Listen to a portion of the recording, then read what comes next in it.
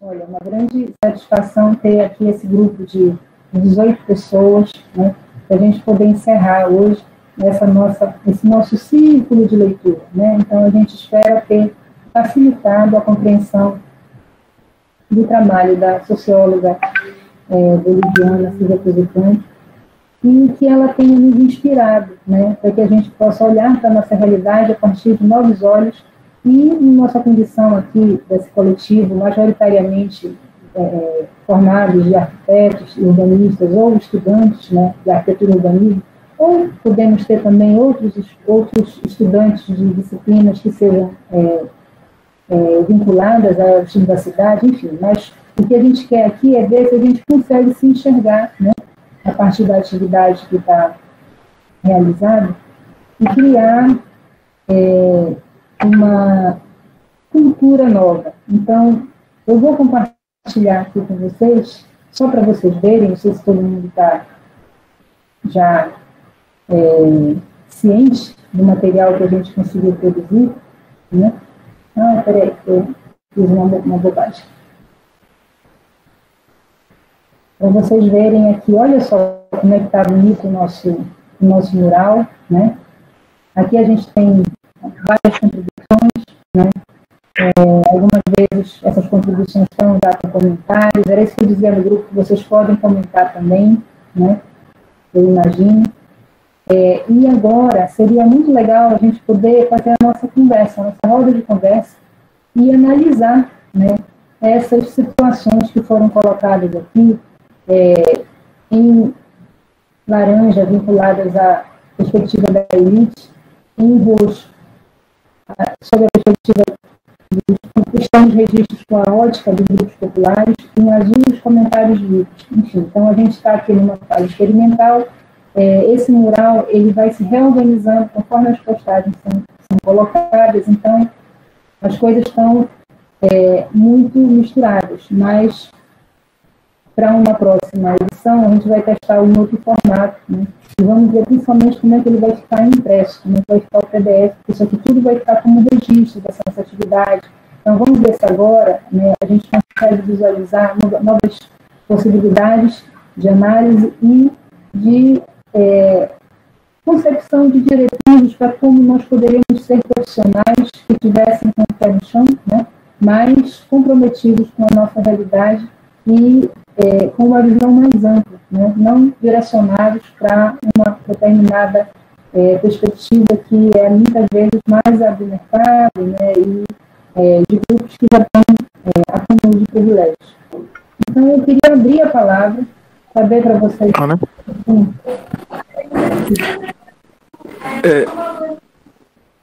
O teu áudio está meio estranho aqui. Ah, é? Ah, eu entendi agora. Vocês não sabem, eu tirei o microfone. Agora sim. Então devia estar bem baixo, né? Tá. O meu tá saindo 2 vezes para vocês? Ou eu tô vendo meu retorno, sei lá. Melhorou? Agora veja se melhorou. Melhorou sim. Pois melhorou. O microfone estava desligado. Eu liguei uma outra coisa e, enfim. Poxa vida, mas eu espero que vocês tenham podido compreender que mostrei o Padlet e agora estou estimulando vocês a gente, para que nós façamos a nossa discussão, né? Façamos a avaliação desse material, que consigamos aqui tirar diretrizes para que a gente possa repensar a nossa formação e também a nossa atuação profissional nesse contexto, né, da Amazônia Oriental brasileira. Então, gente, quem é que pode fazer algum comentário, se inscrever? Nós temos aqui pessoas da equipe que fizeram postagem.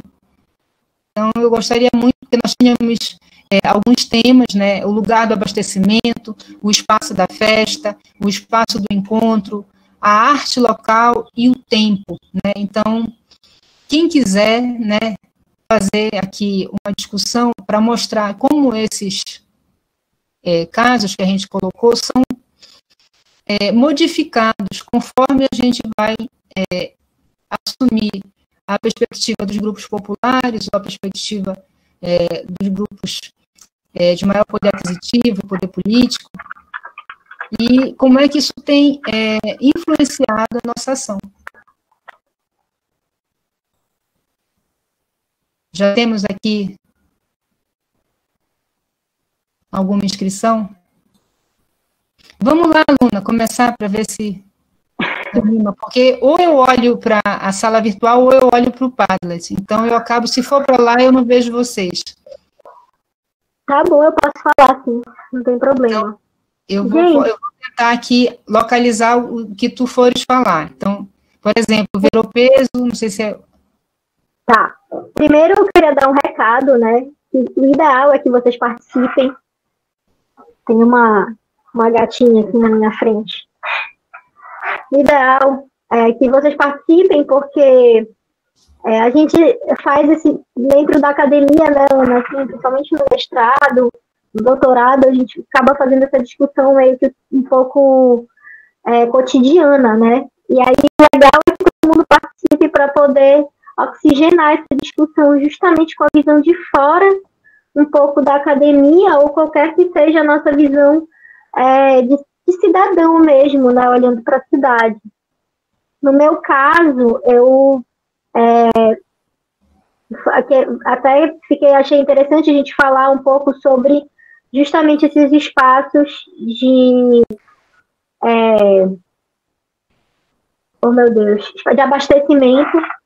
E um dos espaços de abastecimento que é um dos mais caros para a cidade, eu imagino, que é o Ver-o-Peso, né? E aí eu coloquei aqui a foto, inclusive, do projeto de reforma do Ver-o-Peso. Não sei se tem alguém aqui que de repente, eu concordo com a reforma, eu discordo. Enfim, pode falar também se concordar ou se discordar, mas a gente está falando aqui, né, de um espaço que é um espaço principalmente dos feirantes, né? Ele é um espaço nosso que a gente vai lá fazer as compras, né? A gente vai quando a gente entra no Ver-o-Peso, ele tem uma aura, né? Uma aura específica. Parece assim não sei, assim, a gente entra no Ver-o-Peso e está dentro da energia do Ver-o-Peso. E essa transformação, o quanto essa transformação, Ana, tu pode aumentar tu está escrevendo aí, não sei se tu pode clicar aqui na janelinha do Ver-o-Peso, depois que tu terminar de escrever. E aí, quando a gente vai lá comprar alguma coisa, né, a gente, na verdade, entra dentro do cotidiano daquelas pessoas, né, daquelas pessoas que estão vendendo, daquelas pessoas que estão abastecendo. Então, chegam os barqueiros, né, o pessoal que está vendendo peixe na Pedra do Peixe. Quando eu sempre vou lá, eu sou consumidora, então eu estou dentro da perspectiva do consumidor. Mas quando você fala com os feirantes e tudo mais a respeito da reforma, eu não sei como é que está hoje, mas há um tempo atrás, porque vocês sabem também que os políticos fazem muitos acordos, né, com essas pessoas e prometem, enfim, acontece uma série de coisas, alguns discursos também que acabam atravessando essas pessoas também no cotidiano delas. Mas uma das coisas que um feirante me falou uma vez quando eu fui lá e perguntei sobre, não, vários, na verdade, eu perguntei sobre, eu não estava fazendo nenhum tipo de pesquisa oficial, mas eu estava conversando com uma pessoa que estava me vendendo alguma coisa, pessoas que me venderam coisas, na verdade, né? E aí, eles falaram que não gostaram da proposta, porque uma das coisas que eles faziam era tipo assim, e um deles me deu o exemplo enquanto eu estava fazendo a compra. Eu queria comprar jambu, mas eu estava na barraca de alguma outra coisa, de farinha. Eu não lembro. Aí eu falei assim, sabe quem é que vende jambu? Aí o cara gritou de lá, ele virou e falou assim, olha, eu gritei aqui pro rapaz, não sei o quê, pro fulano de tal. Falou assim. E aí eu virei e falei assim, e nesse novo formato, que é um formato fechado de box, eu não tenho essa possibilidade de comunicação e de fluxo que eu tenho, por exemplo, eu saio aqui e vou lá na barraca do cara do cara do jambu e tal, pego o jambu, trago para ti, e aí já faço a venda, enfim, eles meio que se juntam também para vender coisas. Tá todo mundo me ouvindo, gente? Sim. Tá. E eles se juntam para vender coisas, e vocês veem que esse formato que tá aqui é um formato engessado. Primeiro que, quando a gente vai olhar o projeto especificamente, eles adoram fazer isso, né, no projeto. Eles colocam um monte de... Aqui não está aparecendo nessa imagem, porque eu quis fazer uma coisa mais, colocar mais a imagem mesmo, né, do ver o peso transformado, se assim fosse. Né? Eles colocam várias setas dizendo que vai ter ventilação por aqui, sair por ali, não sei o que mais. Quando, na verdade, eles nem sabem de onde vem, não tem um estudo verdadeiro de ventilação, sabe? Às vezes eles falam que vai ter isso, mas na verdade nem tem um estudo de ventilação real, né? De iluminação também, né? Como é que fica esse estudo de iluminação? A gente não sabe, porque a gente não tem acesso. Eles colocam várias setas, mas essas setas querem dizer o que exatamente, né? E aí a gente vê que fica esse espaço engessado e também tem toda a representação da imagem, né? O ver o peso, um lugar limpo, né? Que qualquer pessoa possa consumir, não. Que pessoas brancas com dinheiro possam consumir. Então, uma das coisas, na hora eu estava até falando com a Isabela ligada no telefone, falando, ela disse assim, olha, só gente branca comprando no ver o peso. Tipo assim, olha só a elite branca aproveitando o ver o peso, que agora virou todo ele um mercado, né? Porque ele não tem mais essa característica de feira, que tem uma característica um pouco mais flexível para os feirantes. Então, assim, desconsiderando, né, toda essa história, o desejo das pessoas que mais utilizam esse espaço, né? Eu acho que quando vierem as outras imagens vai dar para ter uma ideia maior. Pode fechar, Ana, essa imagem, e aí tu pode abrir a imagem do shopping, né? E aí, gente, a gente vê que fica tudo muito parecido, né? A arquitetura, ela é aquela arquitetura estandardizada, aquela arquitetura que tem no mercado para vender, né? Não é uma arquitetura própria nossa, né? É claro que a gente consegue fazer e representar a nossa própria arquitetura com coisas industrializadas, mas não é o caso que a gente vê nesses pontos, né, de mercado.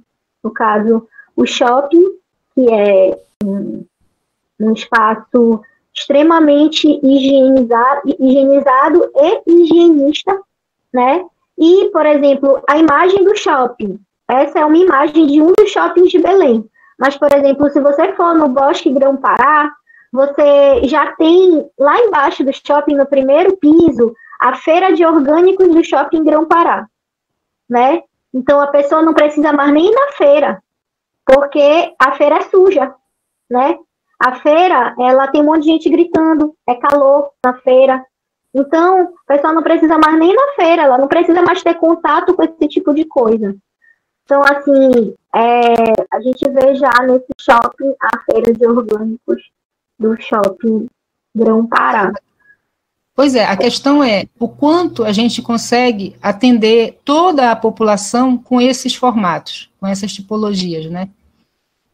Ainda que exatamente, porque na verdade também, né, a gente tem a questão do pagamento de estrutura, né, Ana? Por exemplo, olha o tamanho dessa estrutura imensa.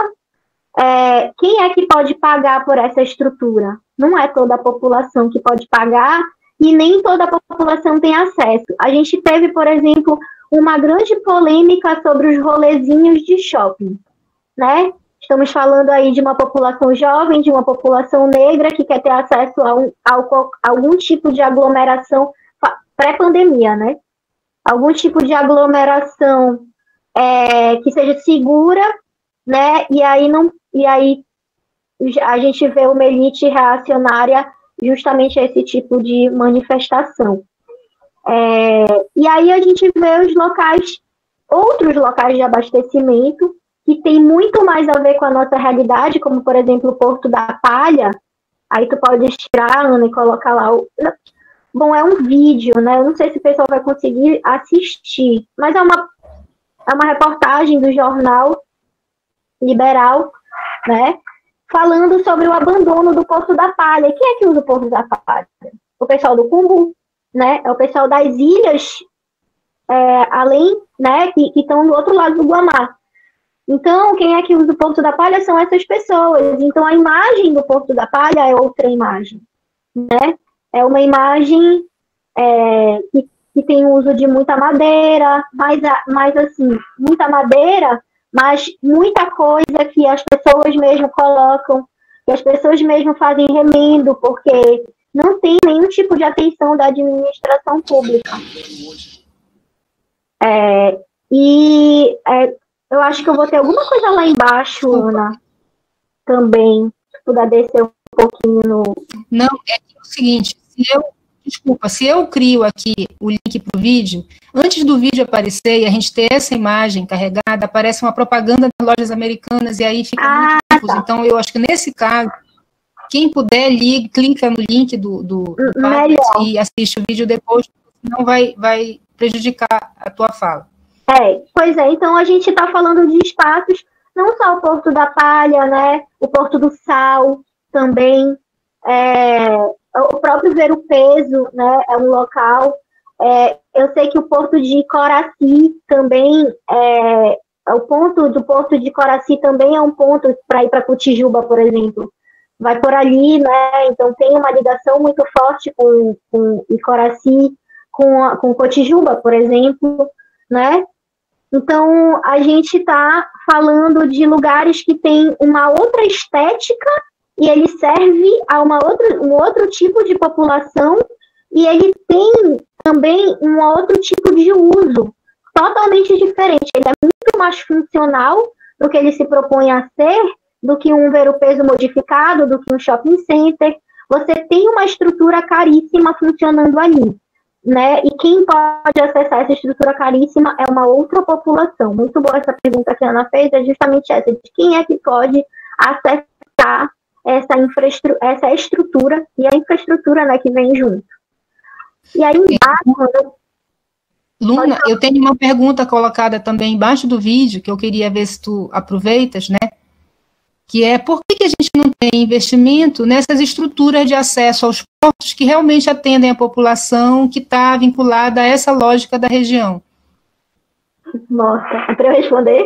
Não, é só para provocar.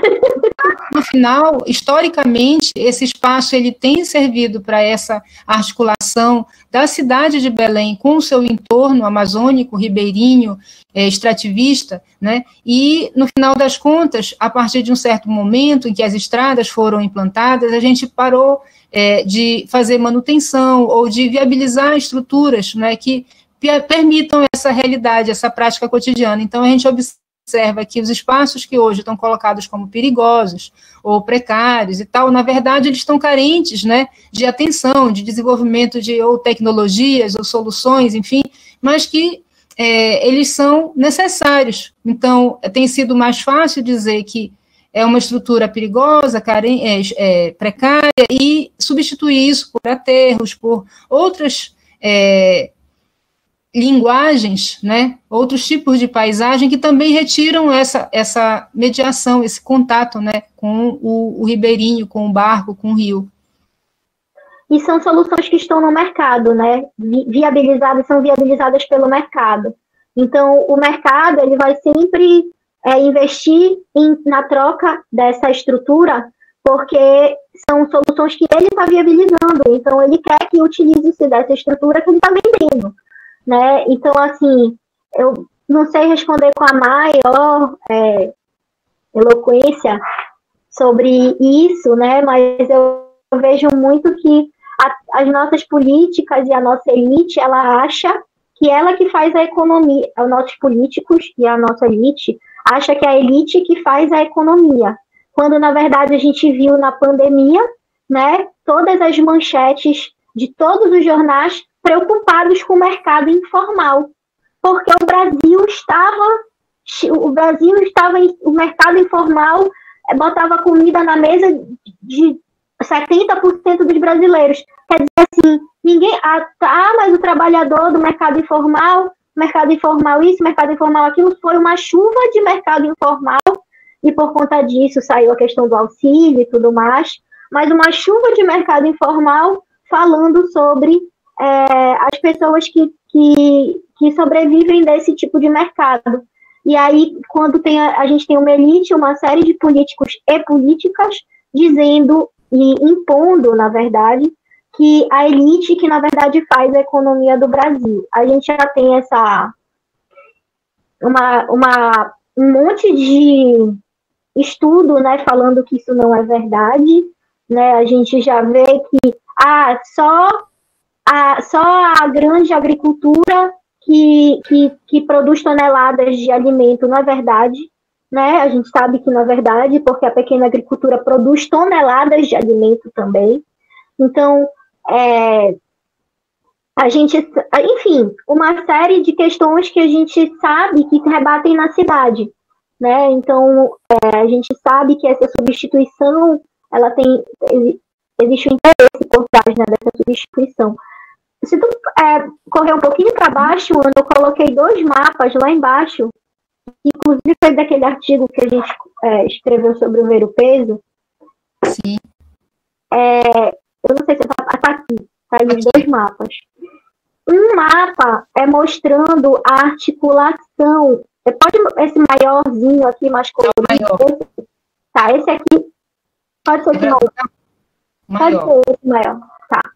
Esse maior, ele vai mostrar justamente a articulação de empreendimentos, tá? A articulação dos empreendimentos em volta da nossa orla, ok? E como já vários espaços já foram modificados exclusivamente para espaços de lazer. Eles passam a ser exclusivamente espaços de lazer. Não que isso seja algo que a gente vá criticar. É só espaço de lazer ruim. Não é que espaço de lazer seja ruim. É que ele passa a ser exclusivamente o espaço de lazer e aquelas outras atividades que aconteciam ali precisam ser remanejadas. E elas não são remanejadas pela administração pública. Elas são remanejadas pelas próprias pessoas, tá? Pela necessidade, tá? Então, a gente vai ver no outro mapa, aqui, por exemplo, o Porto da Palha. Pode mudar o mapa, Ana?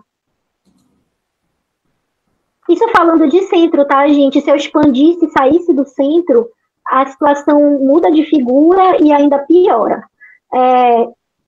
A gente vai ver aqui, ó, já as articulações dos espaços de lazer e o Porto da Palha, o Porto do Sal, o Porto da Palha e a Feira do Açaí, que são os espaços de abastecimento ainda que persistem dentro desse circuito da nossa orla, né? Então, a gente está vendo aqui que já desses espaços aqui, 3 já são espaços exclusivamente de lazer, que estão articulados com aqueles outros espaços que eu mostrei lá, que não estão imediatamente na orla, mas que fazem parte do casario, do outro lado da orla, que fazem parte desse circuito, que é um grande circuito que alia mercado imobiliário, né, o comércio e políticas que não incluem todas as pessoas.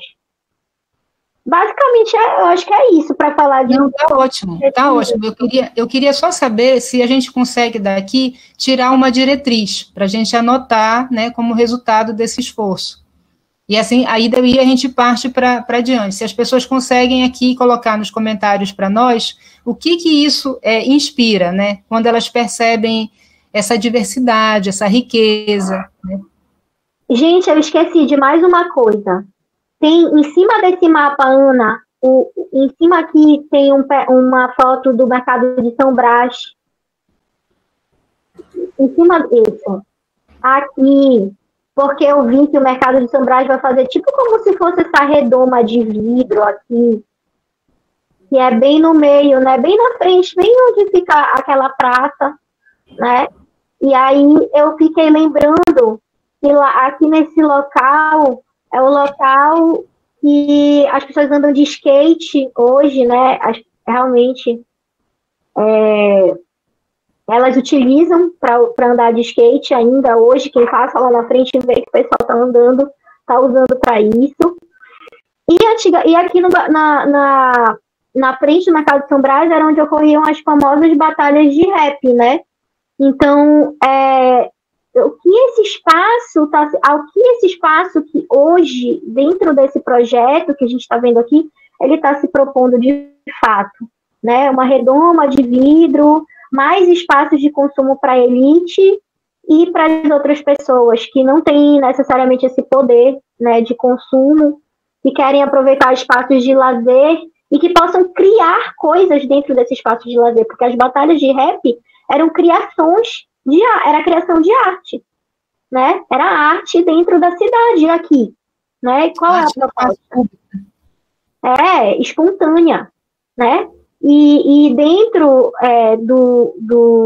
quando a gente fala do skate e tudo mais, dessa cultura de rua, tem tudo a ver com os grafites, né?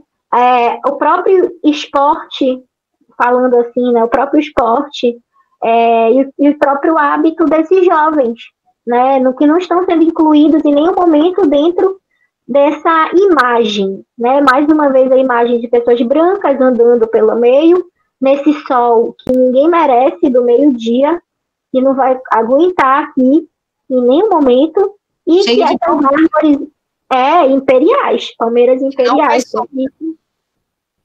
e não faz sombra. Exatamente. Enfim, é isso, gente. Continue. Se vocês quiserem contribuir com a minha fala, eu agradeço demais. Professora, boa tarde. Boa tarde. Porque, assim, né, eu ainda não tenho certeza exatamente como é que vai ser o formato aqui dos encontros e tal. Eu estava contando que as coisas que a gente colocou no Padlet, a gente ia poder fazer mais um comentário aqui nesse momento. Isso, agora. A senhora está inscrita. Ótimo, então. Aluna, só porque ninguém tinha se manifestado. Mas se quiserem, eu posso. A gente tinha pedido para vocês colocarem aqui no chat, né, uma inscrição. Tinha colocado aqui. Alguém quer se inscrever? A gente está aqui faz algum tempo. Mas eu posso já mostrar aqui as postagens que tu fizeste, Heloísa, para que tu possas comentar. Tá. Essa inscrição também. Bom, tá. Eu vou falando aqui, aí eu vejo qual é a imagem que eu quero, ok? Tá. O que me chamou, assim, o veio pelo qual eu fui a partir dos pensamentos dela e tal, foi a partir, principalmente da questão da oralidade. Então, eu comecei da oralidade junto com as imagens, né? Então, eu comecei a lembrar das histórias, principalmente do meu avô e da minha mãe, e relacionar isso com as imagens que eu conheço daqui. Para quem não sabe, eu sou de Castanhal, e eu só fui para Belém faz 2 ou 3 anos, então a realidade que eu conheço melhor é a daqui e não a daí de Belém. Então, acho que todos os exemplos que eu trouxe foram daqui e das agrovilas daqui. Então, acho que uma coisa... A primeira coisa que eu coloquei aí, se eu não me engano, foi uma imagem do Igarapé Castanhal, que agora está canalizado. Eu acho que está em algum lugar. Deixa eu só localizar onde ele está. Ok. Porque se tu colocar de vermelho... Foi. Não. Olha, mais uma de Castanhal. Não tá. Tu tens aqui a comunidade, a Agrovila do Macapazinho, o balneário, a Feira do Agricultor e o Garapé do centro da Vila do APU. Isso, falha minha, eu esqueci de colocar o Igarapé Castanhal. Mas o Igarapé Castanhal, ele hoje em dia está canalizado, né, uma macrodrenagem e tudo mais. O olho d'água dele é no chamado Parque do Ibirapuera, que é uma área verde eu não lembro exatamente o tamanho aqui, mas equivaleria a talvez 2 quadras de cada lado daqui de Castanhal, então talvez sejam uns 500 por 500 metros o tamanho dele. Essa mancha verde no meio da cidade, mais ou menos, é por aí que é o Ibirapuera, que é onde nasce o Igarapé Castanhal. E o meu avô conta de antigamente, quando ele era novo e morava por aqui, que não era canalizado, claro, e as pessoas iam para lavar roupa. Tinha muitas casas aí ao redor, e o interessante é que isso é no centro da cidade. Então, ali no centro da cidade tinha a prefeitura, a igreja, o comércio, antigamente a estação de trem, e bem do lado o igarapé, gente indo ali, lavando roupa e conversando, tomando banho e etc. E isso não faz tanto tempo. Meu avô tem 72 anos, talvez. E foi crescendo, crescendo, e canalizaram para o lado que a gente chama daqui, da BR. Ainda não é canalizado, e essa área onde ele não é canalizado é uma ocupação um pouco complicada ao redor dele. Não tem muita infraestrutura, mas ok. E o interessante é ver a contradição em vários momentos do discurso do meu avô, onde muitas vezes ele coloca como uma coisa interessante, que ele sente saudade, que ele valorizava essa questão de ter o rio passando no meio, as pessoas ali convivendo, que passava barco também, etc. E, ao mesmo tempo, muitas vezes dele repetir discursos que são jogados para a gente, de desenvolvimentismo, de crescimento da cidade, que todo mundo quer que Castanhal cresça, cidade modelo, progresso, todos aqueles termos. E é muito interessante ver essas contradições no discurso, tipo, de ver ao mesmo tempo esse sentimento de saudade, de valorização, mas ao mesmo tempo ele defender algumas coisas que vão exatamente acabar com essas coisas das quais ele sente saudade. Aí contrastando com isso, eu coloquei essa imagem que está aberta aí, que é da Vila do APU, que ela inclusive é mais velha que Castanhal, há alguns anos. Inclusive foi porque acabou os recursos logo depois da época da borracha, aí não tiveram como construir a ponte por cima do rio APU para continuar para Castanhal. Então o APU é algumas décadas, se eu não me engano, mais velho que Castanhal, mas é uma vila, assim, é uma localidade pequena. E esse igarapé aí na beira da rua, essa rua é uma das que corta a principal. Tu andou um quarteirão, tu já tá no centro da vila, com comércio, com lanchonete, academia, tudo. E aí tu dá um pulinho aqui e tu já vai pro igarapé. Tem um monte de casas aqui ao redor. Esse igarapé corta várias ruas, então em quase todas as ruas tu passa na beira e tem gente tomando banho, tem gente fazendo piquenique. Algumas têm restaurante, e esses igarapés também passam no fundo de muitas casas e muitos terrenos, então acontece de tu ir na casa de alguém e começar a tomar banho atrás da casa da pessoa e varar na rua, e coisas desse gênero. Então, aí no APU ainda tem essa relação dos igarapés cortando a cidade, por assim dizer, e uma apropriação valendo das pessoas. Sempre que a gente passa lá, tem gente usando e tudo mais, gente se encontrando aí. E aí a outra coisa que eu coloquei para contrastar com isso, se puder colocar na imagem do mapa novamente, que é o balneário do Irley, que é o mais famoso aqui de Castanhal, é esse pontinho verde, isso, esse daí. E ele, se eu não me engano, a distância dele para o centro de Castanhal é de uns 15 quilômetros. E vai muita gente, muita gente para ir. E aí é aquele sistema, restaurante, uma piscina artificial, um igarapé ali modificado, tratado, etc. Paga para entrar, às vezes fazem festa lá e tudo mais. E essa diferença de no APU, tu quer tomar um banho de igarapé, tu literalmente sai da tua casa com uma toalha no ombro e vai, e o pessoal de Castanhal tem que fazer todo esse deslocamento e ainda pagar lá para poder usufruir disso. Então era esse contraste aí que eu queria colocar. Muito bom, e eu queria provocar, porque isso não é só em Castanhal que existe, isso aqui também acontecia aqui em Belém e acontece em inúmeras outras cidades da região. E eu pergunto para vocês, quem está lá no APU podendo tomar esse banho de igarapé aqui, vai ver sentido na construção de um conjunto habitacional e de uma praça no meio do conjunto, colocada para eles como espaço do lazer? Exatamente. Né?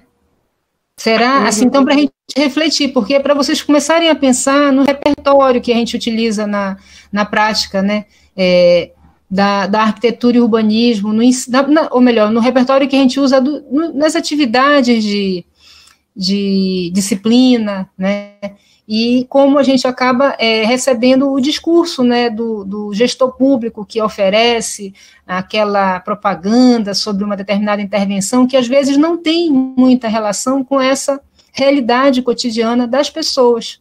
E, no entanto, a gente permite que esses espaços sejam contaminados, né, seja por esgoto ou por qualquer outro tipo de efluente, e essa possibilidade seja excluída da vida das pessoas, né, e elas estão tão impregnadas dessa identidade que elas se deslocam 15 quilômetros e pagam, ou aqui as pessoas estão lá sobrecarregando o cumbu, porque todo mundo quer restabelecer esse contato com a água, com as árvores, com a vegetação, porque isso é muito forte no nosso imaginário, na nossa cultura, né? E como não é possível, né, isso vai sendo transformado em também negócio, mercadoria, transformado em serviço, mas algumas vezes isso está ficando tão escasso que está começando a sobrecarregar o local onde isso é possível, né? E a gente segue nesse processo de destruição das estruturas que ainda atendem a população. Eu nem quero me alongar, mas eu achei muito, muito, muito bom o teu exemplo. E só para a gente poder democratizar, pergunto se alguém mais quer falar. A Ariane queria contribuir, eu acho. Isso, Ariane, então, tu tens alguma postagem aqui, ou como é que tu queres fazer? Não tenho, mas eu queria falar sobre essa questão do igarapé, do uso do igarapé. Eu também vim do interior, eu vim do oeste do Pará, na divisa do estado do Pará com o Amazonas, e lá a gente tem muito contato também com o igarapé. Aqui em Belém, eu percebi, desde o começo do ano para cá, que o igarapé do Utinga, que é de principal, que fica na lateral da rua, que as pessoas caminham, ele já está poluído. Já é uma diferença gritante do começo do ano para agora. Que antes as pessoas tomavam banho, tinha até aquela questão da boia, da utilização do igarapé, e agora não pode mais ser usado. Das últimas vezes que eu fui e olhei, ele já está com o cheiro e o odor de um canal. Por conta dessa utilização. É aquilo que ainda é a prática, né? Então, a gente ainda não conseguiu se dar conta de que aqui não vai dar para...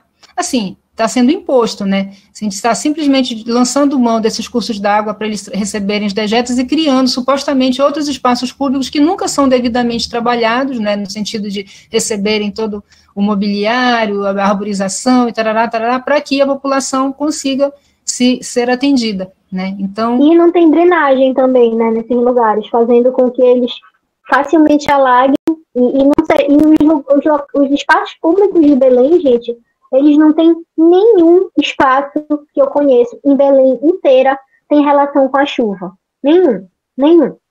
Eu acho que o que mais eu posso dizer, eu tive uma relação com a chuva nesse espaço, pude aproveitar ele, foi uma vez que a gente estava fazendo...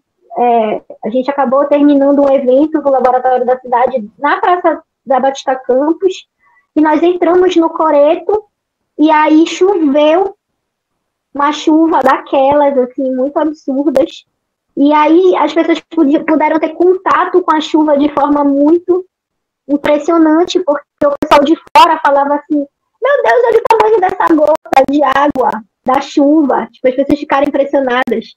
O tamanho da gota da água da chuva. Isso foi incrível, assim, eu nunca tinha me tocado tanto. Então, a água é um elemento super presente na nossa vida, né? E como é que a gente lida com a água, né? A gente tem aqui permitido que ela seja, como é que a gente diz? Ela tem sofrido degradação, né? Os corpos d'água têm, enfim, sido apagados, enfim, a gente tem muita dificuldade de associar aquela prática que a Heloísa tinha colocado aqui de uma outra comunidade, do rio com o espaço público, com essas outras dimensões da vida, é um outro tempo, né? É uma outra motivação. É muito tudo é muito multifuncional, eu posso fazer muitas coisas nesse espaço, eu posso tomar um banho de chuva, eu posso tomar um banho de rio, eu posso fazer uma festa, eu posso fazer um encontro, enfim. E a gente vai perdendo essa leitura e vai associando os espaços públicos cada vez mais com o espaço do consumo monofuncional, né, e que subdivide os grupos sociais, enfim. Eu queria só aproveitar rapidinho de novo, desculpa, isso que vocês falaram da questão da drenagem, de escoar as águas e tudo mais, que no APU é muito engraçado que dá para ver isso muito rápido se tu for de um quarteirão para o outro, porque tem o Igarapé APU, o rio APU, que ali onde cortava ele a estrada de ferro, foi feita uma ponte e ao redor fizeram aquela... Gente, esqueci o nome agora, mas aterraram uma parte para fazer aquele espaço ali com grade e meio que canalizaram o rio, mas ele é bastante grande, então não virou um canal. Algumas pessoas ainda se atrevem a tomar banho ali. E é muito engraçado que quando chove muito, né, assim, por março e tudo mais, aquilo ali alaga. O espaço que foi construído para o pessoal... tem umas barraquinhas ali e tal, tipo uma orla, fizeram tipo uma orla. E quando chove muito, aquela orla alaga toda e fica impossível de usar por uns dias. E aí, quando vai mais um pouquinho para dentro, e tem esses igarapés aí, como eu coloquei na foto, eles só simplesmente ficam, o volume deles aumenta. E ao redor, como não tem casas, está tudo certo, entendeu? Tipo, eles sobem ali e fica tudo certo, porque não tem nenhuma barreira ao redor deles.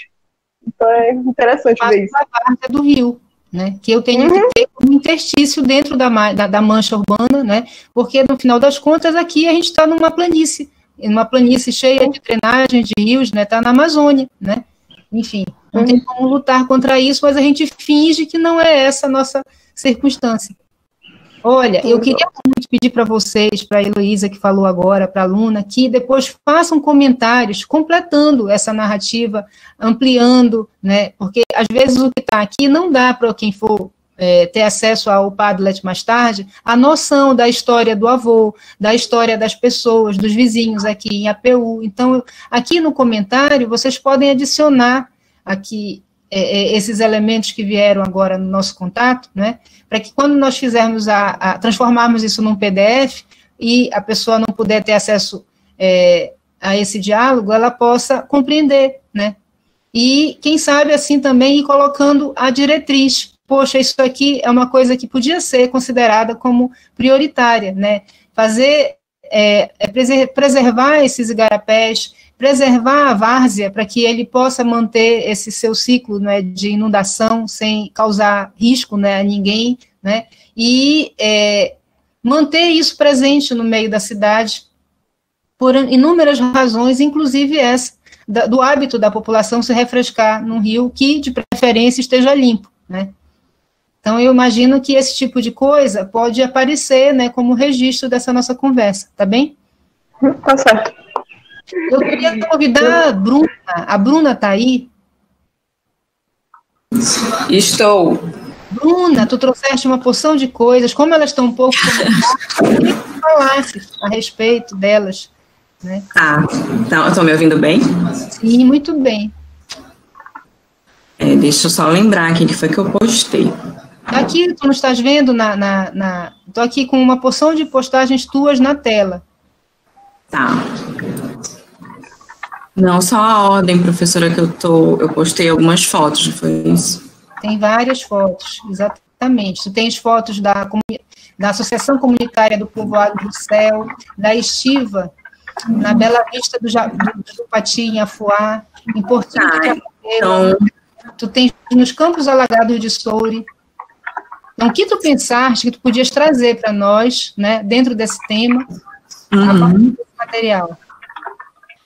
Só para contextualizar, né, um pouquinho das pessoas que não me conhecem, eu trabalho na Secretaria de Agricultura, eu sou a única arquiteta e a única pessoa dessa parte de infraestrutura, a única profissional dessa parte. Os outros são engenheiros mais agrônomos, engenheiros de pesca, então acaba que essa parte mesmo de infraestrutura de construção civil fica comigo. Então, eu sou demandada para a área de abastecimento, para a área de abastecimento de água. Então, tudo passa por mim. E eu sou muito demandada para a questão de abastecimento de água nesses pequenos lugares, que foi o caso de Tracuateua e aí do Jupati, né? Eles solicitaram microsistemas de abastecimento de água. E no caso de Jupati e Soura, eles foram atendidos pelo programa do Água para Todos. E, curiosamente, eu não postei nada sobre abastecimento de água, porque quando eu chego nesses lugares, me chama a atenção outras questões, né? Como, por exemplo, aí no Jupati, como eu postei a foto, é uma vila no Rio Xarapucu, que é um parque estadual, e a vila é praticamente isso, essa grande estiva, e tem umas 2 outras estivas menores transversais, e nessa grande estiva se dá tudo, aí tem a igreja, tem o comércio, tem a escola, e tem o posto de saúde, e tem os trapiches. Então, aí passa o barco, aí se compra, aí se reza, aí se celebra, e aí acontece tudo. Então, aí é o lugar do encontro. O lugar do encontro para o ribeirinho é a estiva, né? Então, vocês podem ver que ali mais à frente tem uma cobertura, bem para a esquerda, né? Tem uma cobertura como se fosse um ginásio. Depois da igreja ou antes da igreja? Aqui do lado esquerdo, aqui. À frente da igreja. Bem no canto da imagem, Ana, bem lá no final. Isso. Aí, então, aí estava cheio de jovem, porque aí na frente é a casa do pastor. Então, aí é o único lugar da comunidade que pega internet. Os jovens todos ficam aí usando o WhatsApp. Essas localidades todas, elas não têm nem telefone convencional, mas sempre tem um ponto de internet. E nesse caso era na casa do pastor. Então, é o grande lugar da juventude desse local aí, por conta da questão internet. Então, já virou, digamos assim, um point da comunidade do Jupati aí, onde tem a antena, né? Então, para mim, chama muita atenção isso. Então, a gente vê que tem, né, a questão da construção de uma igreja, que tem a questão do comércio, que tem a questão institucional, mesmo, digamos assim, de uma forma mais singela, mas tem um posto de saúde, tem uma escola.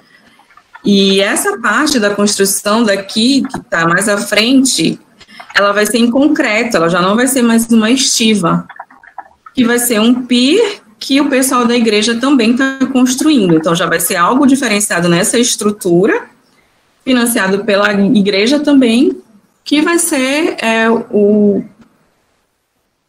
grande local de encontro da vila, né, do Jupati. Então, nas cidades ribeirinhas, realmente a estiva é o ponto de encontro das pessoas, né.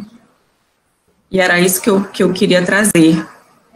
Sim, e agora essa estiva está sendo reeditada tecnologicamente, como a aluna também já viu bastante na dissertação, lá no período que ela estava fazendo a pesquisa da dissertação, né, pela utilização do concreto.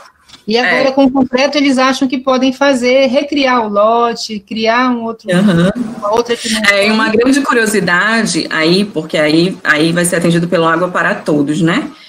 E uma questão do Água para Todos é que os projetos, eles têm meio que um padrão. Então, essas viagens que eu fiz era justamente para adaptação do projeto para as diversas realidades, para as diversas vilas. E é uma dificuldade, porque eu já falei N vezes para o engenheiro que, nesse caso, não precisa do poço, porque está em cima da água, e ele ainda não entendeu por que não precisa do poço. Eu já falei para ele que ele só precisa tratar da água, não precisa cavar um poço, porque, né, como vocês podem ver, a água está aí mais do que aflorada. Então, assim, é um problema também, né, vem uma infraestrutura pronta de Brasília, com um valor X já determinado, e a gente tem que fazer esse casamento, quer dizer, eu poderia estar investindo numa rede maior, eu poderia estar investindo num tratamento melhor, no armazenamento melhor, mas eu não estou conseguindo convencer o engenheiro de que ele não precisa pôr um poço aí, né? Então eu chego... um poço numa situação dessa? Eu já falei para ele que não. Que absurdo, gente. Então, olha só, para os garotos que estão agora mais noviços nessa realidade, né? Quem for trabalhar aqui na região vai se deparar com esses paradoxos. Porque chega nessa hora, eles dizem, mas como é que a gente vai fazer se tem que ter o posto? Eu disse, mas vai ter que tirar o posto do orçamento, né? Mas como se justifica? Vai ter que justificar, porque não tem como, porque o projeto foi feito para o asfalto, não foi feito para o rio, né? Exatamente, e os engenheiros têm tanta dificuldade de compreender uma imagem como essa, a imagem está mostrando, né? Mas o cara foi tão devidamente formatado, teve a cabeça configurada para operar dentro dos procedimentos que não consegue interpretar a realidade, né, e fazer os ajustes. Então, a gente aqui está falando dos híbridos que estão surgindo, né? Então, a gente não vai congelar a situação que a gente está vendo, mas a gente tem que ver de que forma a gente vai criar essa conversa do novo com o antigo, né? E, Ana, posso falar um negocinho? Pode. Quem é? É o Lucas, seu. Sim, tu queres que mostre alguma coisa, Lucas? Não, porque a imagem da aluna que me trouxe algo lá do início e agora essa fala final, assim. Para quem não sabe, eu era orientando da Ana e agora eu moro em São Paulo. E para mim é muito curioso que a Amazônia, de repente, tenha virado moda para cá. Assim, a comida amazônica, acho que a minha visão, né, pessoal, é de que isso foi puxado muito pela gastronomia, assim. Tem muitos restaurantes aqui, muitos chefes e tal, não nortistas, não amazônicos e tal, que usam os ingredientes daí. Acho que o principal, o mais conhecido é o Alex Atala, que até chegou a quase implementar um instituto de gastronomia na Casa das 11 Janelas e tal. Mas virou um pouco moda. Estava no circuito lá que eu mostrei para vocês. Naquele mapinha, é verdade. E aí deu uma bafafá na época, né? Até aí ele cancelou a implementação.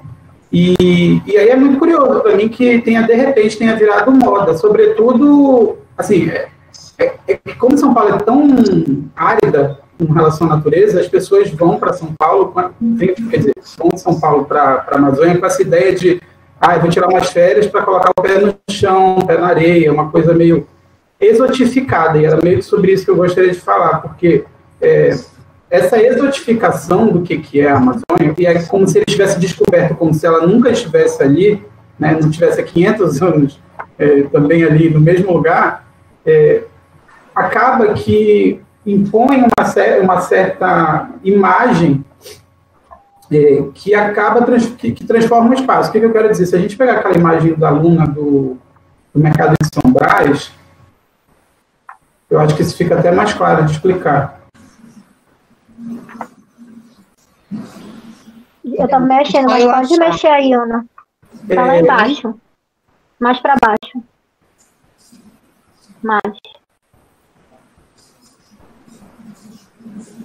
Mais embaixo. Aqui. Isso. Se a gente for ver essa redoma de vidro e tal, tem um lugar, eu não sei se é Florianópolis, se é Curitiba, que tem um mercado que é exatamente idêntico a isso aí. Eu não estou lembrado agora onde é que é. A aspas, né? Inspiração vem daí. Da mesma maneira como aqueles tubos que eram as estações do BRT que o prefeito comprou e nunca instalou, porque também era igual de Curitiba. Casa de vidro em Curitiba, a aluna colocou aqui.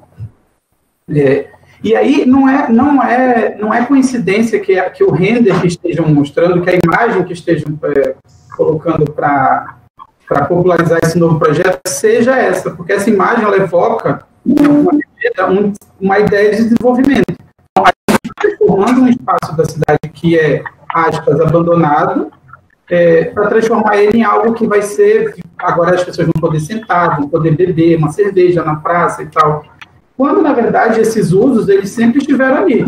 A questão é que a população que utiliza não é a população que tem, enfim, que é benquista, né? Tipo, um poder aquisitivo. Isso. Então, a imagem, eu acho que ela é muito importante, ela não é trivial nesse processo de transformação, porque a gente tem que se perguntar do porquê que esse tipo de imagem está sendo veiculada, e por que a gente está colocando uma imagem que lembra, pode ser qualquer lugar, esse mercado que está aparecendo na foto para mim, ele pode ser em qualquer lugar. E isso faz parte do processo de transformação, você colocar inicialmente na cabeça das pessoas, na mentalidade, de que aí sim é espaço para ser desenvolvido, para ser igual a São Paulo.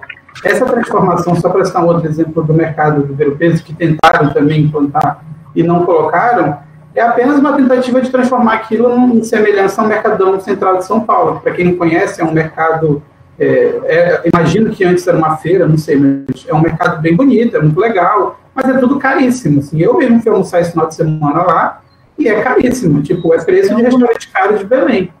É um espaço gourmetizado, né? Isso, completamente gourmetizado. Então, não é uma feira, inclusive ele parece, o mercado de São Paulo parece muito com aquela feira da Barceloneta que tem em Barcelona, que, enfim, né, então as escalas vão descendo e a gente consegue adaptar de uma maneira muito, às vezes, inadequada, mas a ideia por detrás disso tudo é de mostrar que a gente tem que seguir esse caminho do que é dito como desenvolvimento, né? Então, colocar todas as transformações de Belém para que pareça que a gente um dia vive em São Paulo.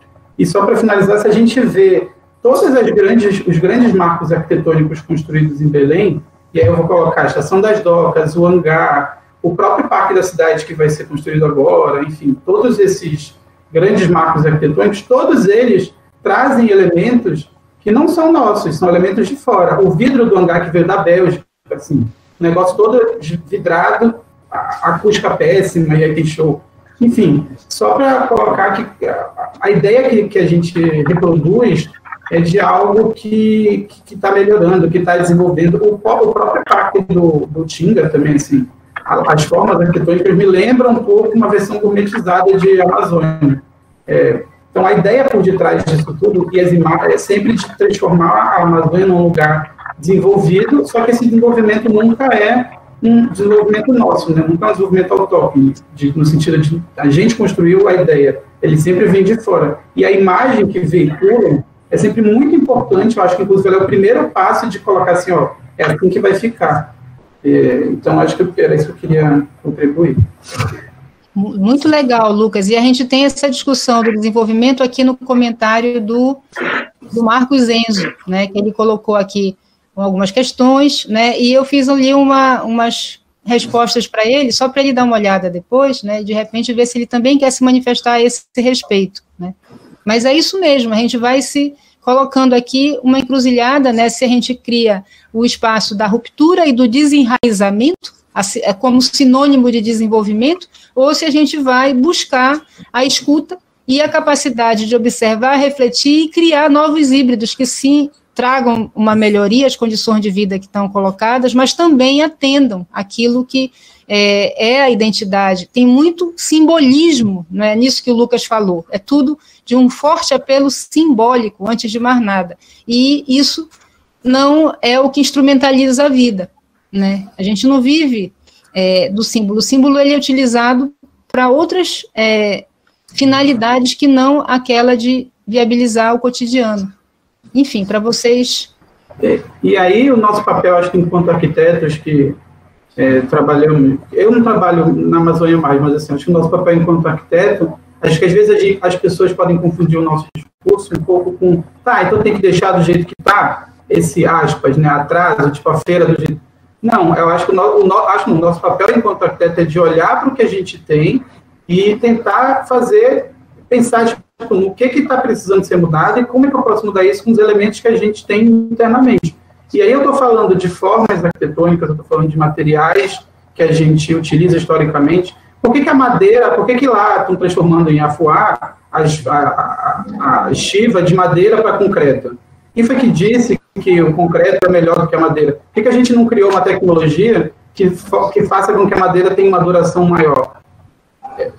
É uma questão, a resposta aluna acho que deu até no início, é o mercado não tem interesse econômico nisso, então acaba que não vira colocado. Essa foto adoro esse lugar. Em Afuá, não é isso? É isso mesmo. Acho que Ah, tá, desculpa, Lucas, pode falar. Já era só para colocar aqui, assim, eu acho que o nosso papel não é de deixar as coisas estáticas, mas é de pensar em outras formas para que a gente possa transformar o território com elementos que sejam também nossos. Assim. Não é que também não pode usar o concreto, pode usar o concreto, mas de uma maneira inteligente, de que seja adequada. A ideia de você colocar um prédio de 20 andares para colocar ambulante lá dentro, por exemplo, funciona para a gente? Funciona no nosso contexto? Eu acho que é uma coisa que a gente tem que pensar. Quem quer falar agora?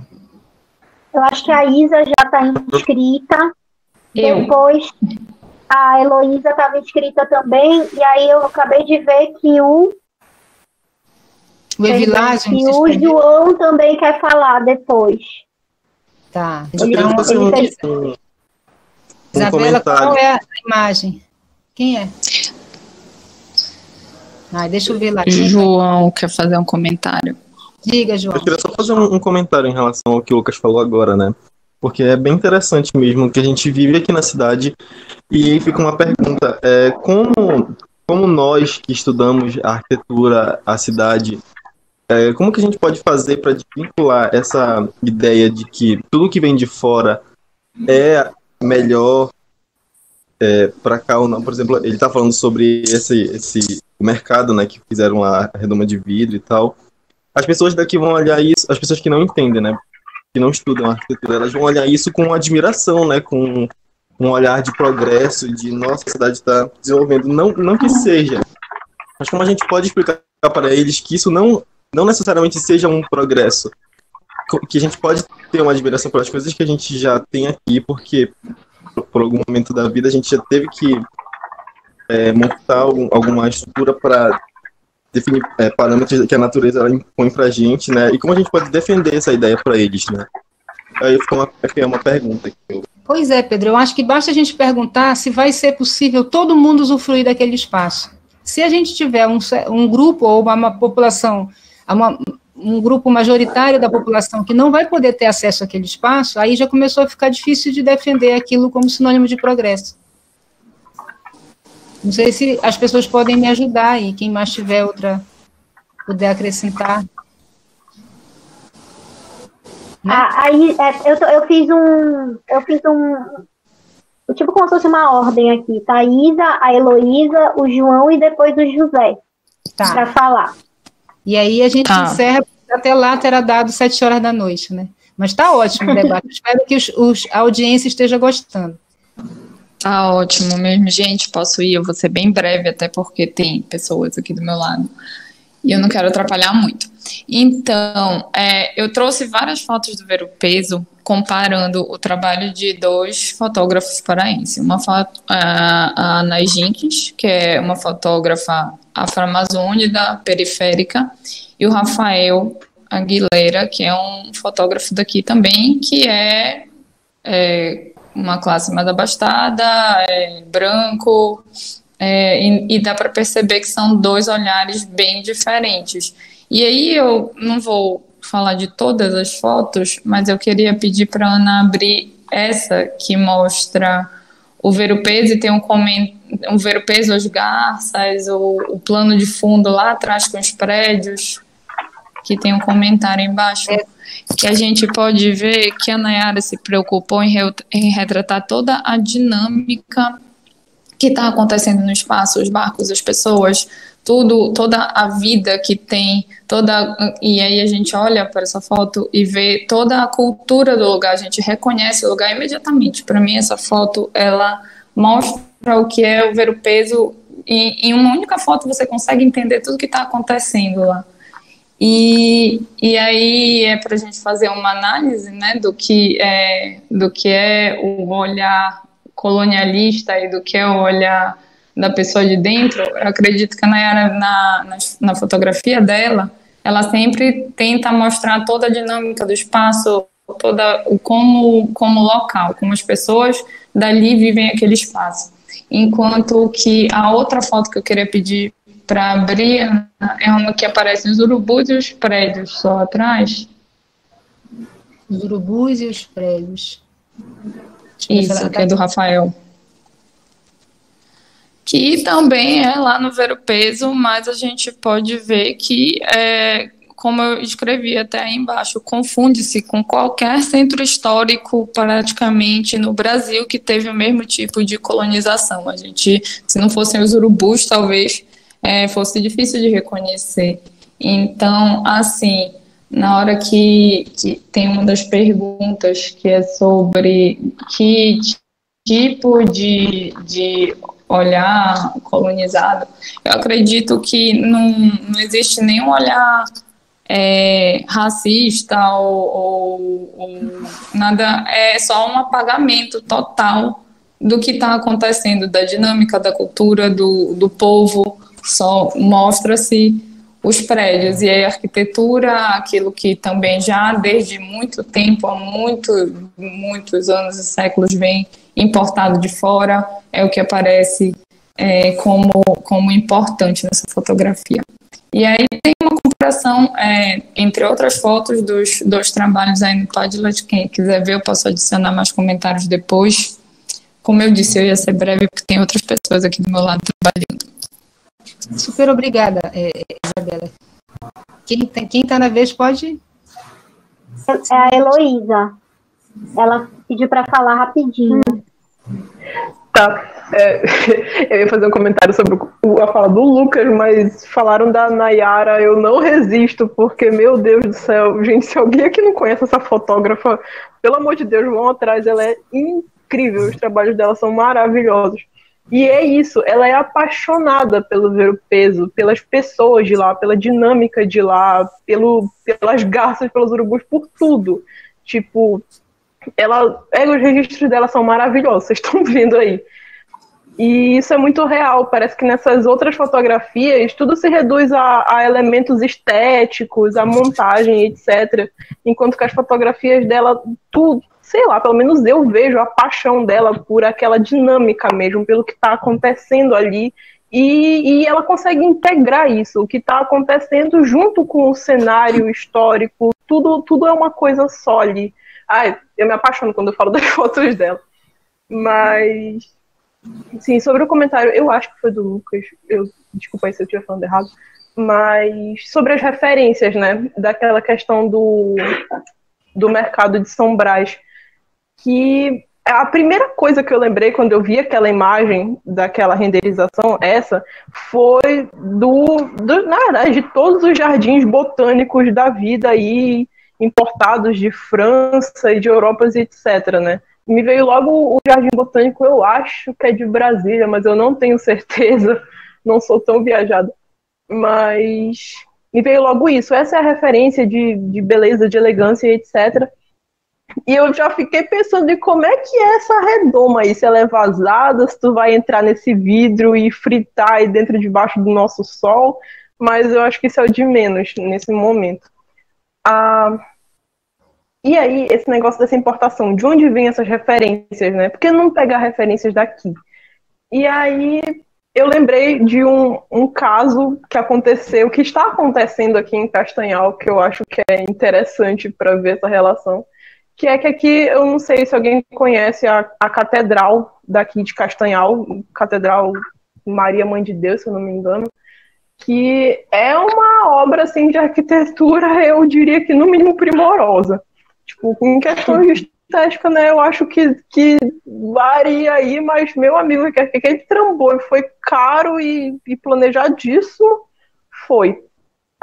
E dentro desta catedral tem um mosaico enorme, um mosaico com vários tipos de pedra diferentes, etc. E o bispo responsável se eu não me engano, da Itália. E ele trouxe profissionais de lá para fazer o dito mosaico. E aí depois vão fazer esse mesmo modelo de mosaico em outras igrejas daqui de Castanhal.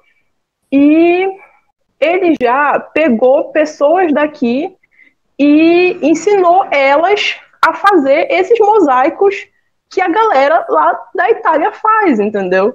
Então, tipo, é exatamente o caminho inverso, assim, entende? Tipo, ao invés dele procurar o que tem de interessante aqui ao redor da região e etc., não, ele pega e ele ensina a galera daqui novamente a fazer o que a galera lá da Itália faz. Eu só lembrei das missões jesuíticas. Tipo, pra mim foi uma reedição, assim, das missões jesuíticas. Não sei, talvez esteja exagerando também, assim, é um âmbito religioso, né, e tudo mais. Então, não sei muito bem o que pensar. Mas fica aí este caos daqui de Castanhal. Esse encontro é inevitável, né, do que vem de fora com o que existe no lugar, e até uma certa medida isso pode ser saudável. O que é ruim é quando a gente apaga o que tem no lugar para impor aquilo que é trazido de fora em função de uma determinada hierarquia, né, mas a gente está aqui colocando essa discussão justamente para sensibilizar vocês que serão profissionais, né, e atuarão também nessa mediação. Um comentário rapidinho que eu esqueci de falar, bem rápido mesmo, mas é só que a visão de muita gente sobre essa iniciativa do bispo de ensinar a galera daqui foi que é muito bom porque ele está capacitando profissionais daqui, então usando mão de obra daqui e não mais de lá. Então, por esse viés, realmente é interessante. Só isso mesmo. Então é assim, às vezes, como é que a gente mistura esses mundos? E agora é o João. Só um comentáriozinho, professora, em relação ao da Heloísa, né? O bispo de lá de Castanhal é o Carlos Vezeletti, né? Que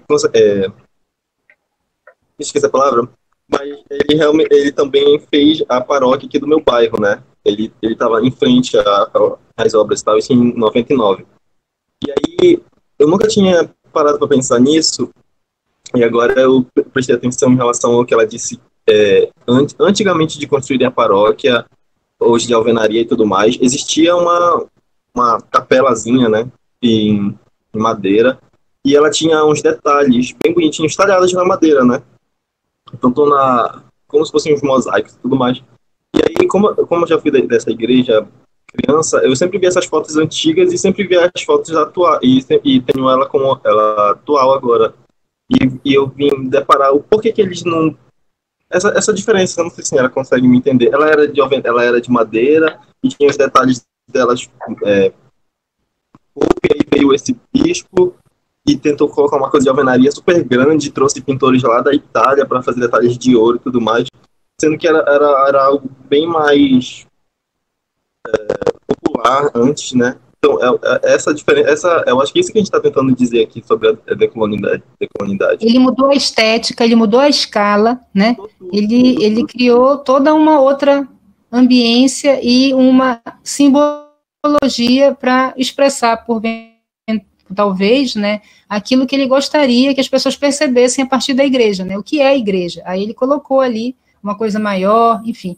Mas é isso mesmo, para vocês perceberem o significado daquilo que se constrói, né? Oi, Ana, pode falar, desculpa, perdão. Não, eu ia chamar o José. Mas pode falar. Tá. Era isso, eu ia chamar o José também, desculpa. Oi, gente, tudo bem? Boa noite, vocês estão me escutando? Sim, perfeitamente. Que bom.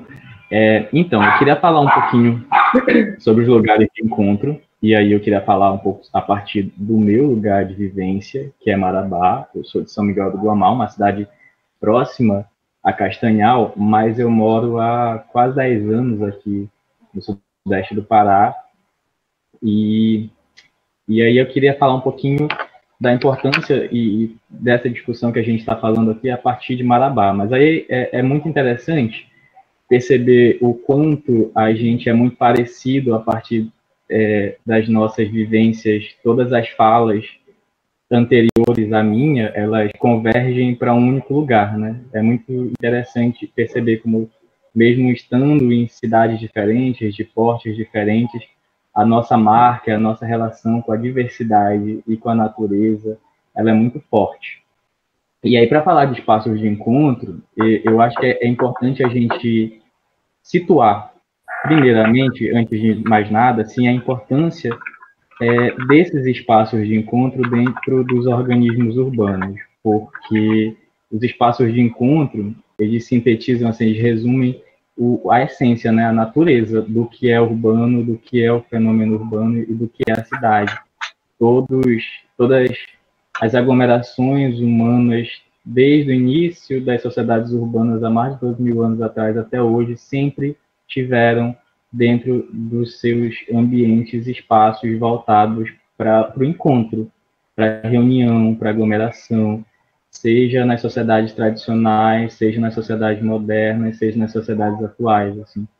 E esses espaços, para além dessa importância de constituição mesmo da cidade, assim, eu acho que elas têm uma dimensão cultural e ideológica muito forte.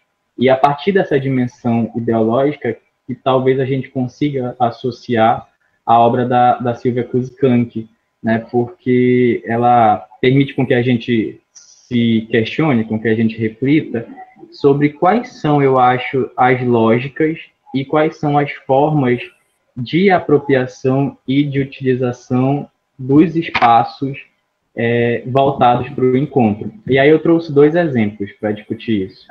Um espaço aqui em Marabá muito tradicional, que é a Praia do Tucunaré, que é essa foto aí. A Praia do Tucunaré é uma praia que fica bem na frente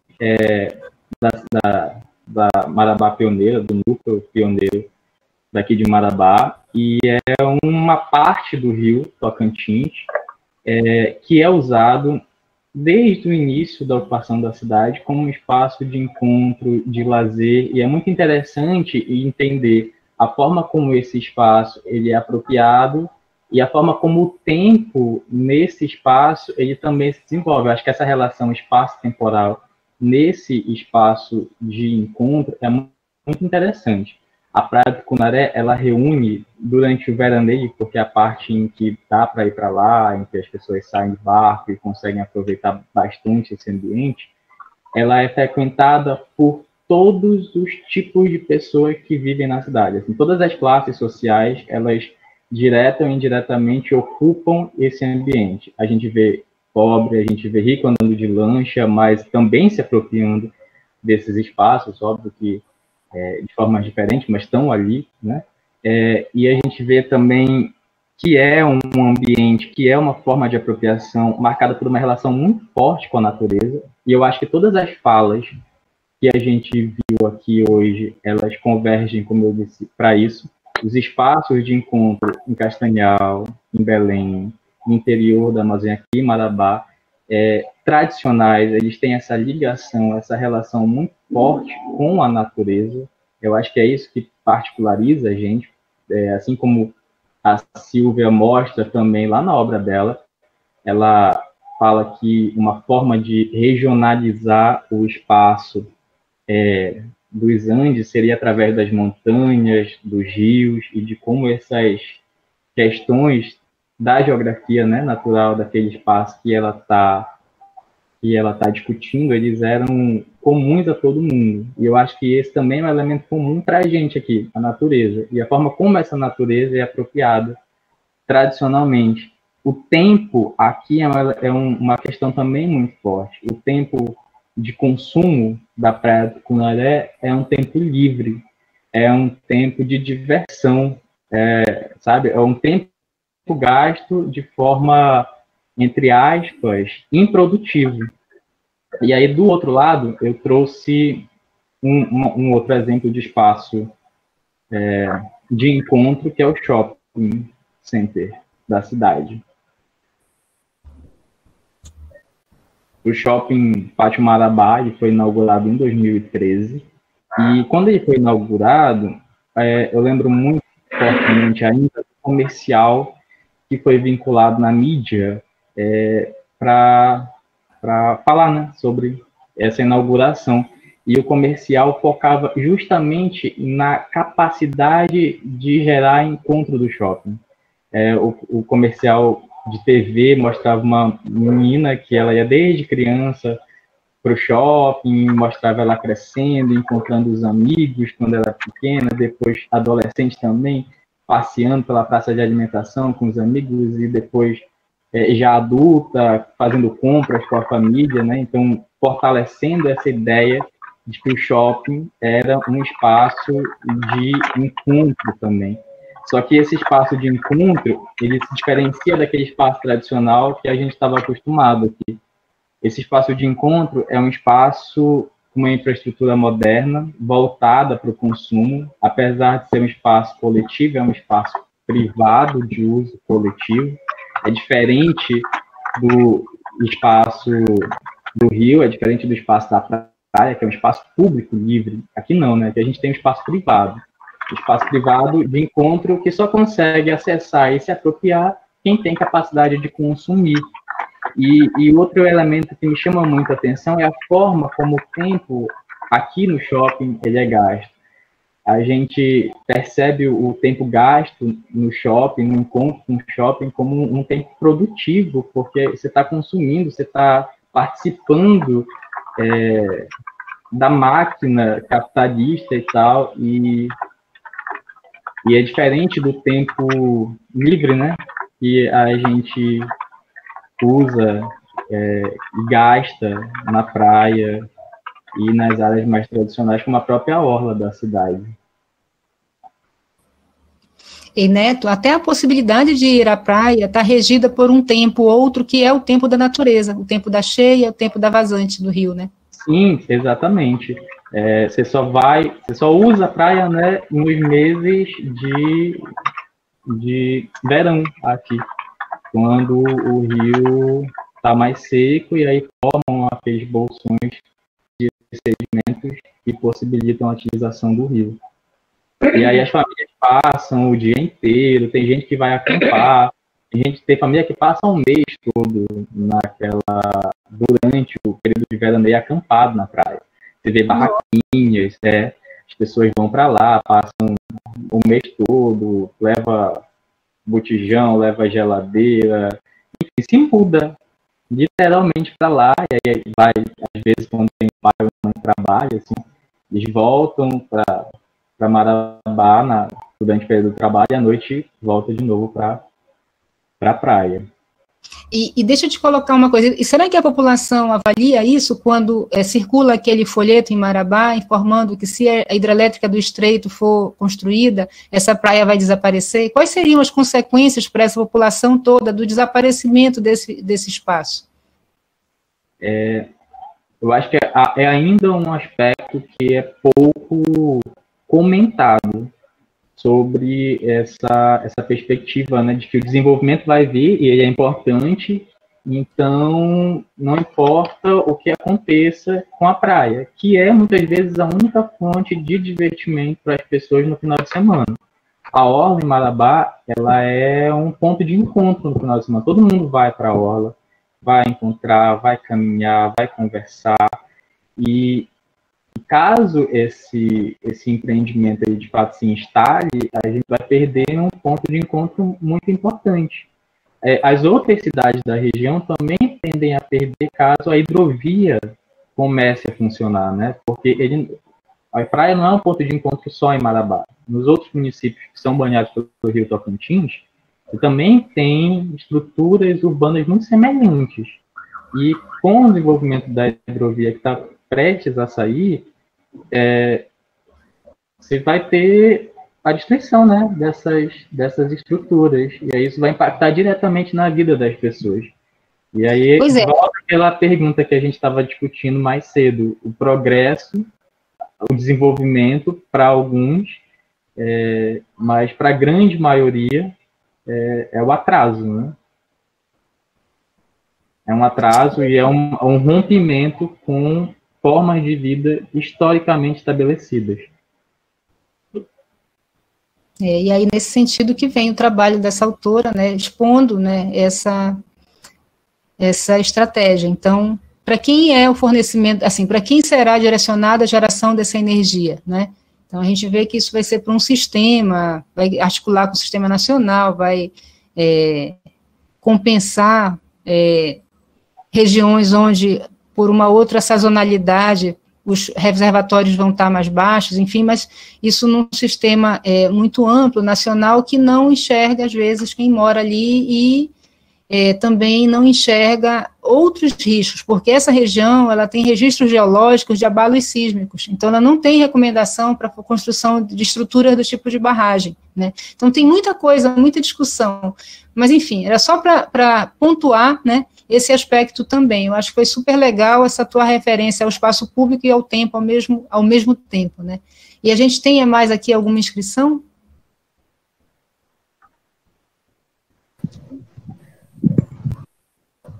Por enquanto não, se alguém quiser falar.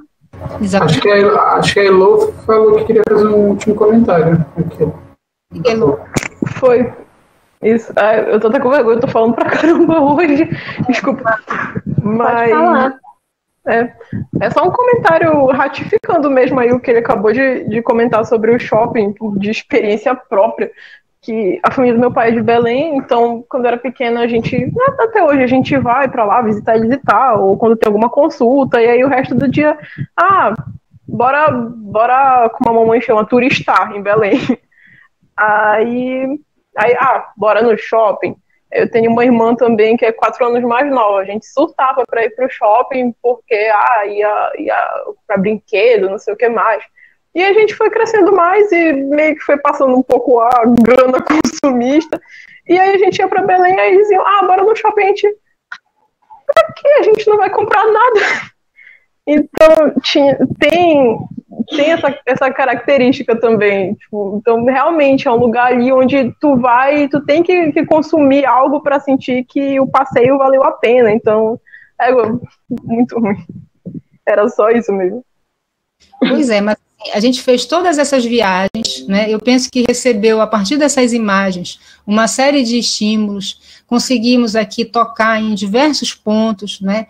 E eu penso que também conseguimos nos ver, né, como profissionais, assim, ou aspirantes a profissionais que lidam com esse espaço construído, né? E muitas vezes são levados a crer que um espaço desse aqui, né, não seja uma praça, né? Não seja um espaço de convivência super importante para a população que mora aqui nesse cantinho de Afuá, né, e que é uma cidade toda ela articulada a partir de estivas. Então, quantas vezes a gente não é seduzido, né, a partir desde a nossa formação, a raciocinar com soluções que não dialogam com nada disso, até também por falta de repertório, por falta de conhecimento, né, por falta de orientação, né. E eu queria que a gente deixasse, vamos deixar o Padlet aberto aqui mais algum tempo, aí vocês vão dizer para a gente se 2 dias, 3 dias, para que todo mundo que possa, né, faça seus comentários, e eu gostaria muito que nós tivéssemos uma outra postagem que fosse de comentários para ajudar a gente com o projeto nas diretrizes. Porque se as diretrizes não vierem do coletivo, da comunidade, elas não vão ter peso, né? Então, não adianta eu dizer. Eu poderia dizer, eu acho que a gente pode fazer isso assim, assado. Então, vindo dessa vivência de vocês, vindo a partir do estudo dessa autora, dessas referências que são regionais, dessas experiências, será muito mais forte, né? Vocês dizerem, poxa, e agora? O que a gente podia recomendar, né, para as escolas de arquitetura e urbanismo, mediante tudo isso que a gente viu. Tá? Então, eu queria que vocês pudessem também colocar postagens com esse tipo de conteúdo, a partir dessa reunião, né, e a gente estabelecer aí 3 ou 4 dias, para nós... Pode ficar até domingo? Pode, aí que está isso. Então, se você... Eu posso propor uma coisa? Pode. Eu acho que pode ficar aberto até o nosso próximo encontro, né? Que a gente vai começar a fazer uma outra leitura. E aí a gente quando a gente abrir o próximo Padlet, a gente fecha esse aqui. Né? Eu acho que não sei se tem alguma urgência de fechar o Padlet, mas enfim. É mais assim também para as pessoas não esquecerem, né? É mesmo essa coisa do esquecimento, de não ficar assim um tempão, né? Acho que não. Esse aqui, quando fechar, ele vai compor o circuito todo e vai ficar tudo postado lá no site. O Bruno, né? Lembra eles no grupão. No site do Humana, e a gente vai todo dia. usar isso para para sensibilizar outros colegas. Tem muita gente esperando para saber o resultado nessa nossa experiência, que todo mundo acha que é muito difícil trabalhar com essa autora, né? Então, eu também estava aqui raciocinando com esse retorno para essas outras pessoas, mas beleza, pode ficar aberto, e eu acho super, assim, está super rico, né? Tem aqui situações as mais diversas. Quem tiver ainda, por exemplo, a Ariane, que conhece muito a questão da roda do carimbó, e, enfim, se esse período de mais uma semana ou 10 dias for oportuno, Ariane, coloca lá também alguma coisa sobre o carimbó, sobre a feira. A gente precisa colocar aqui o link do vídeo do Jesus com o vídeo sobre as feiras, né? Alguém precisa postar aqui também, de uma maneira que esse documento, o PDF disso, mais tarde, possa circular junto com o guia de leitura, né, e meio que estimular outros grupos a também fazerem esse tipo de movimento, né, e mais tarde a gente poder utilizar isso nas conversas dentro do nosso corpo docente, né, para ver de que maneira isso pode orientar a nossa ação interna, e há também uma possibilidade da gente também conversar com o CAU, né, com o Conselho de Arquitetura e Urbanismo, a respeito disso, porque há no CAU uma comissão que trabalha a questão do ensino, e ela pode também, né, dialogar com as escolas, né. Então, esse o percurso, é esse o movimento. Agora vocês já viram, né, a experiência toda. Gostaria de também saber a opinião de vocês, se vocês têm alguma crítica, alguma observação a fazer, alguma coisa que a gente possa melhorar. Aí vocês também podem dizer para a gente, né, nesse período, porque aí o próximo a gente já monta de acordo com aquilo que for recebido por vocês como mais adequado, certo? E, Ana, eu queria fazer um comentário aqui final. Claro. Também. Como tem a questão da Kuzikan, que tem muito a ver com a imagem, né? E aí eu fiquei me perguntando, quando a Isabela falou, e foi uma coisa até que eu tinha falado para ela quando a gente começou a fazer o Padlet, também assim, o quanto que os artistas que vão para fora, que foram para fora por muito tempo, né, aqui do Pará, da Amazônia em geral, muitos deles, que são consumidos pela elite também paulistana e de outros lugares do mundo, são pessoas que compõem a elite local, né? E o quanto que essa imagem do exótico também não alimentou a imagem de exótico das pessoas de fora, né? O quanto que a imagem do exótico que a própria elite tem, nossa, né, daqui, o quanto que não alimentou essa imagem das pessoas do exótico que as pessoas têm de fora.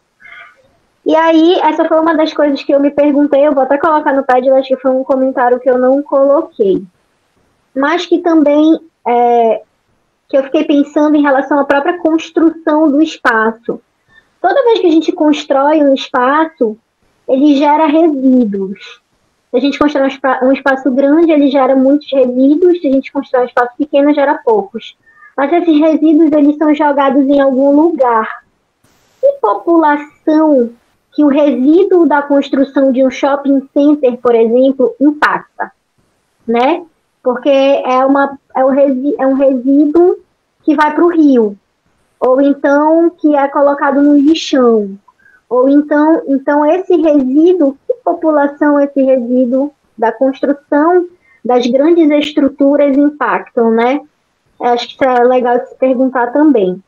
E, por último, eu fiquei pensando se tivesse alguém artístico aqui, Ana, aqui nesse pessoal. Tem vários, eu acho. Eu fiquei imaginando em fazer umas colagens, não sei se todo mundo topasse o desafio, está surgindo agora aqui para mim, né? Por exemplo, eu fiquei imaginando uma imagem, uma colagem das pessoas do Ver o Peso, dessas que, por exemplo, a Nay Jenkins, a visão dela, né, dessas pessoas tendo a dinâmica, fazendo a dinâmica do Ver o Peso, dentro desse Ver o Peso novo, né, que é o Ver o Peso enfim, que é o Ver o Peso novo, que para a gente ver como ficaria essa surrealidade, né, que a Kuzikan que propõe para a gente. Eu acho que seria muito legal ter um exercício desses. Eu não sei o que vocês achariam, mas, por exemplo, imagina, por exemplo, uma imagem, essa que o José colocou, né, da orla de Marabá, cortadinha, as pessoas dentro do shopping de Marabá, por exemplo, todas sentadas com árvore do lado, o rio passando dentro daquela estrutura do shopping. Eu fico imaginando como seria legal fazer uma colagem, assim, nesse sentido, se o pessoal artístico resolver se sentir artístico e quiser fazer essa intervenção, a gente podia até fazer de repente, uma exposição depois sobre. Sim, eu acho que tu pode colocar lá no grupo para ver se mais gente, porque a gente já está aqui com só 20 pessoas, teria interesse, as pessoas dão uma olhada, né? E aqui eu queria só comentar essa questão do exótico, porque algumas vezes o exótico acaba justificando um certo racismo, um tipo de racismo ambiental, né? E aí é complicado, né? Porque eu posso olhar o outro como se ele estivesse no zoológico, né? Eu vou lá ver, tirar foto, como é que ele está fazendo e tal, e isso acaba sendo desrespeitoso com a realidade daquela pessoa que usa, assim, o rio para lavar roupa, que usa o rio para brincar, para trabalhar, enfim, seja lá o que for, né? Então, essa situação, ela transcende um determinado limiar e acaba criando essas hierarquias, alimentando essas hierarquias, enfim. Então, a gente tem que comentar mais sobre isso, tem que associar isso sistemicamente, né? Porque se a gente fala também, tu falaste do resíduo que o shopping gera, eu digo assim, e o metabolismo que ele precisa? A quantidade de energia que ele precisa vem da onde? Então, quem é que demanda a hidrelétrica, né? Que é um determinado tipo de uso, né, de usuário, né, de grande capacidade, e olha quem é que perde, né, o espaço da praia, né, perde aquilo que era, assim, um prazer, né, uma parte da sua vida. Então, tem todas essas coisas que não são ponderadas e que a gente aqui pode fazer um esforço para evidenciar e deixar isso registrado, pelo menos, porque aí mais gente vai ver a gente e mais tarde isso vai, né, poder, de repente, alcançar mais estudantes e afetar, de alguma maneira, esse nosso segmento, né? Então, gente, olha, foi ótimo, é isso a nossa experiência, né, para ser uma coisa agradável, leve, né, que traga para a gente questões para reflexão, para formação, né, não só como profissional, mas também como ser humano, né, que aí a gente vai interagindo com todos esses conteúdos. Eu agradeço muitíssimo e continuo dizendo, olha, chamem lá os outros que não vieram hoje, vejam aí quem mais pode ter interesse, porque assim a gente potencializa o nosso registro, né, e dá mais ênfase, mais validade para o que a gente está tentando construir, né. Eu penso que a gente fica por aqui, então, super valeu, até a próxima. Professora, diga. Antes de terminar, desculpa, mas aí uma dúvida sobre... Bruno, tu já fizeste a foto? O Bruno estava com problema na internet, Ana. Então alguém faça, porque se eu fizer para mim... já fiz. Ah, beleza. Então, se a senhora puder parar de compartilhar a tela só para pegar mais gente. Pronto, Isso, obrigado, gente. Sim, diga, Elô. Sim, era sobre a organização do Padlet, sobre esse negócio das diretrizes, porque eu não estou conseguindo visualizar muito bem como ia ficar, se a pessoa ia colocar no meio do texto dela, e aí ia ficar um monte de possíveis diretrizes soltas por ali, então talvez não seria bom fazer um desses quadrinhos só para o pessoal ir colocando sugestões de diretrizes ou algo do gênero, eu não tenho muita certeza. É só abrir, vocês abrem as colunas, vocês criam lá o post-it, é só abrir uma nota nova, e de repente o que a gente pode criar é uma cor diferente para as diretrizes, dentre aquelas que já estão utilizadas lá. Fazer uma... A gente pode fazer isso daqui a pouquinho, deixar Isso. uma imagem lá escrito diretrizes, para não ter confusão. Isso, aí vocês podem contribuir, né? Porque ali a gente fica com o que a gente precisa para poder pleitear aqui diálogos outras instâncias. E vocês também, para conversarem com os colegas de vocês, com os professores de vocês, enfim, onde vocês estiverem. Ok. Tá bom? Olha só, a Bruna apareceu ali. E aí, tudo certo para a qualificação semana que vem? Morta. Tá. Acho que por hoje é o fim da chamada. Não, acho que já cortou há muito tempo, a gente já cortou mais cedo. Tchau, tchau, gente. Tchau, tchau. Tchau, boa noite.